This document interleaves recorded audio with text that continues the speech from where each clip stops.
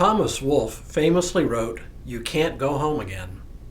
The main character in the novel, George Webber, cries out, "You can't go back home to your family, back home to your childhood, back home to a young man's dreams of glory and fame, back home to places in the country, back home to the old forms and systems of things which once seemed everlasting, but which are changing all the time." It's a bleak view of life, but for the psalmist, there is a home we can always return to. Hello, I'm Stuart Baskin, pastor of First Presbyterian Church of Tyler, Texas, and this is your daily devotional for Friday, September 6th, 2024. Wolfe's novel summarizes one of the tragic elements in most of our lives. That is, when we become adults, we cannot go back to the cocoon of childhood for comfort and protection. More than that, it is a fool's errand to try to go back and recreate the world as we once knew it. The novel captures the reality that the older we become, the more the world around us changes and looks less and less like the comforting world of our childhood when everything seemed safe and normal.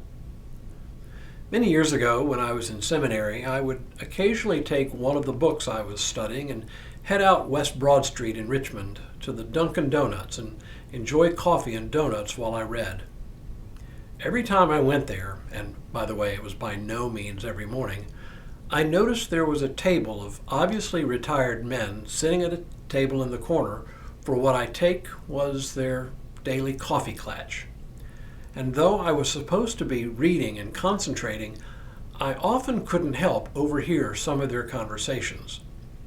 Of the many things they talked about, it always came around again and again to this. First one, and then the whole group would grouse about how much the world had changed. The particular way changed from day to day, but that part of the conversation was constant. And by the way, the world was always changing and never for the better. Over the years, I've thought a lot about that group of men. Many of the things they groused about were things I thought were perfectly normal. At age 25, the world around me seemed ordinary. Hearing their litany of doom and gloom and comparing their perspective to my own, I developed a bit of a theory that goes something like this. When we first become adults, what we see and experience in the world seems normal. For us, it is normal. More than that, it becomes our normal, the standard against which we judge progress in the world, or against which we judge the world's deterioration. So far, so good. As we age, the world around us changes, always does, never stays the same. At a certain point, it has changed so much from the world we knew as young adults that we hardly recognize it. I have to admit that my now 65-year-old self sees what that group of retired men saw then.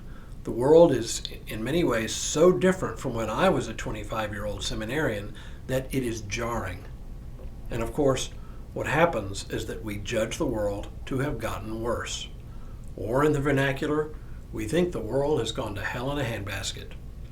Which brings me to Psalm 84, today's psalm reading from the daily lectionary's reading for morning prayer. Psalm 84 is something of an ode to the temple in Jerusalem. Its opening lines tell us a lot about the place of the temple, not only in the heart of the psalmist, but in the hearts of the people. He writes, "How lovely is your dwelling place, O Lord of hosts! My soul longs, indeed it faints, for the courts of the Lord. My heart and my flesh sing for joy to the living God." The psalmist continues by unfolding what for him or her is the feeling of absolute joy of spending time in the temple. It actually echoes the thoughts and feelings of pilgrims who would be making their way to the temple from far away, possibly for one of the high holy days. There was an expectation that would drive them, and an expectation then that drives the psalm. It continues, "Happy are those whose strength is in you, in whose heart are the highways to Zion. As they go through the valley of Baca, they make it a place of springs. The early rain also covers it with pools. They go from strength to strength. The God of gods will be seen in Zion." I think I know why the eagerness to visit the temple was so strong. Could it be that, like us, the ancients saw a world in turmoil and looked to the temple as a place of stability and even tranquility? I think so. You may not be able to recreate the world of your youth. You may even feel, as the men of that coffee klatch 40 years ago felt, that the world is increasingly unrecognizable. And you may even feel the way George Weber in Thomas Wolfe's novel felt, that you can't go home again. But perhaps there is one place of quiet refuge, the house of the Lord. You can always go home to that place. The psalmist says it best. For a day in your courts is better than 1,000 elsewhere. I would rather be a doorkeeper in the house of my God than live in the tents of wickedness.